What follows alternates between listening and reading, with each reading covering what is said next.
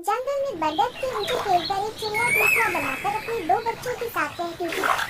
एक दिन एक तूफान आया और बरगद का वो पेड़ गिर गया। पेड़ से दबकर चिड़िया मर गई, लेकिन सौभाग्य से उसके दोनों बच्चे बच गए। तेज हवा चिड़िया के एक बच्चे को उड़ाकर एक गुफा के पास ले गई, जहाँ डाकू रहा करते थे। चिड़िया का दूसरा बच्चा ऋषि मुनियों के आश्रम के पास जाकर गिरा। समय बीतने लगा और दोनों बच्चे बड़े होने लगे। कई महीने बीत चुके थे। एक दिन एक राजा जंगल में शिकार करने आया और रास्ता भटक गया। वो बहुत थका हुआ था। एक स्थान पर वह रुका और पेड़ की छाया में आराम करने बैठ गया। जहाँ वह आराम कर रहा था, उसके पास ही एक गुफा थी। राजा ने आंख बंद ही की थी कि जिस पेड़ के नीचे वह आराम कर रहा था, उस पर बैठी चिड़िया बोल पड़ी, जल्दी आओ, इस आदमी के पास ढेर सारे आभूषण हैं। इसका गला काटकर इसे मार डालो और इसे लूट लो। ये सुनकर राजा हैरान रह गया। तभी उसे गुफा के अंदर कुछ आहट महसूस हुई। खतरा भांपते ही वह दौड़ाता हुआ वहां से दूर निकल गया। वह चलते चलते थक चुका था।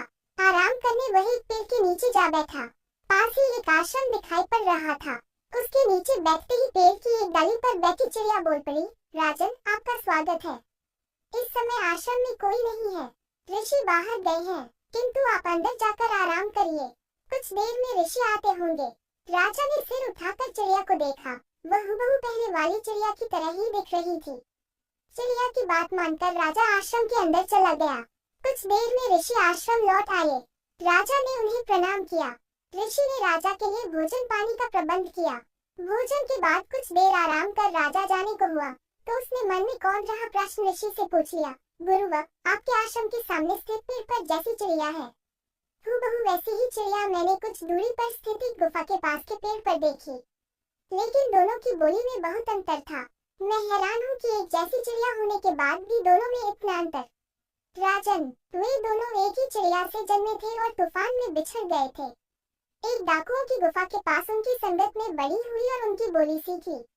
एक हम ऋषियों की संगत में बड़ी हुई और हमारी बोली सीखी। सब संगत का खेल है। इस कहानी से सीख मिलती है कि हमारी संगत का हमारे आचरण, व्यवहार और जीवन पर अत्यधिक प्रभाव पड़ता है। इसलिए सोच समझकर संगत का चुनाव करना चाहिए, क्योंकि जैसी संगत वैसी रंगत।